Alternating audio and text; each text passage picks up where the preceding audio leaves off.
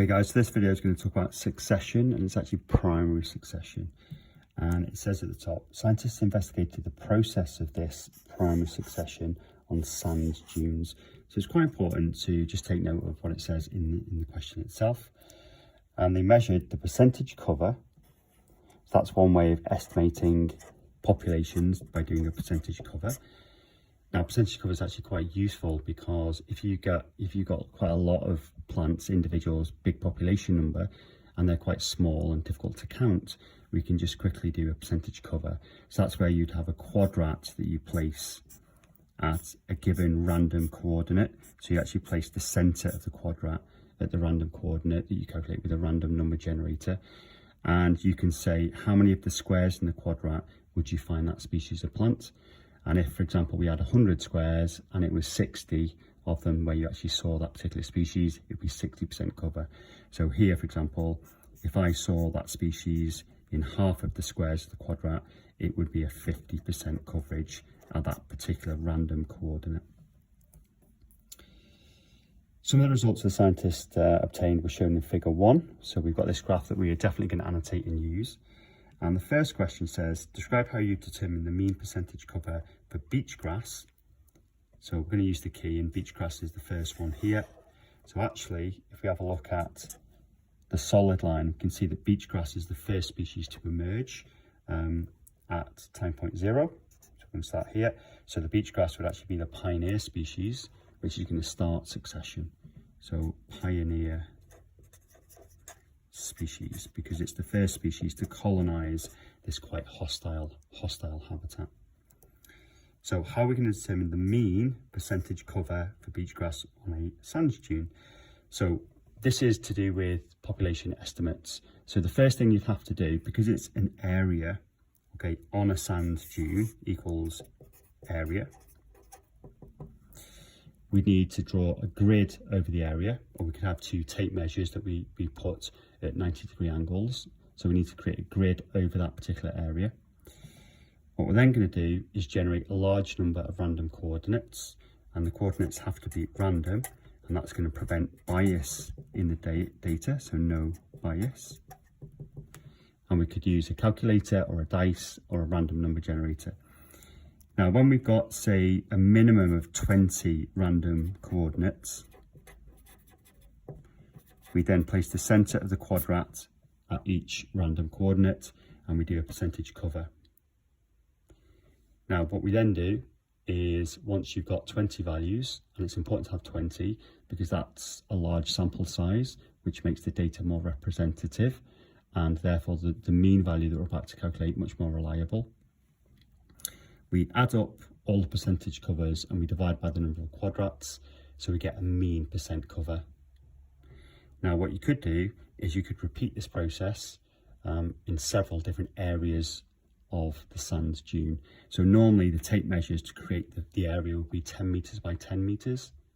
So we'd have a grid that covered 10 meter by 10 meter, and then we do obviously what I just said, but we could then repeat that even further in other areas of the sand dune.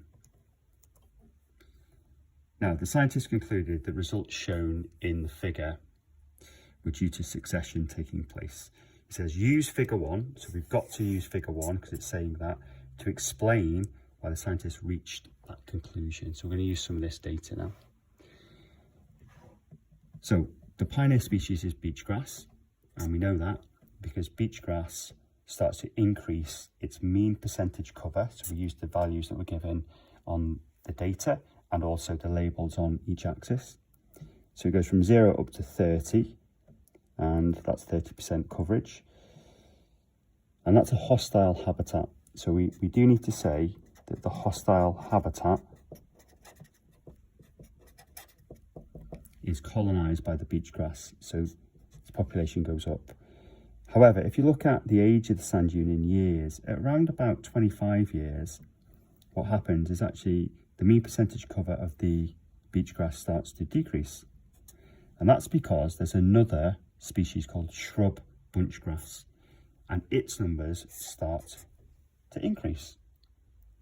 So what the pioneer species does, the beach grass, it makes the habitat less hostile. And that's because it changes some abiotic condition within the habitat. So for example, when the beach grass replicate and reproduce, some of them are going to die and they get decomposed by saprophytes. Now we know saprophytes take the nitrogen from proteins and they convert that nitrogen into ammonium ions as part of ammonification in the nitrogen cycle. So it's going to put some ions back into creating a thin soil. So the activity of the saprophytes on the dead beach grass creates a thin soil and it becomes more fertile, so the habitat becomes less hostile. The shrub bunch grass can then colonise the less hostile habitat because there's a thin soil that's been generated.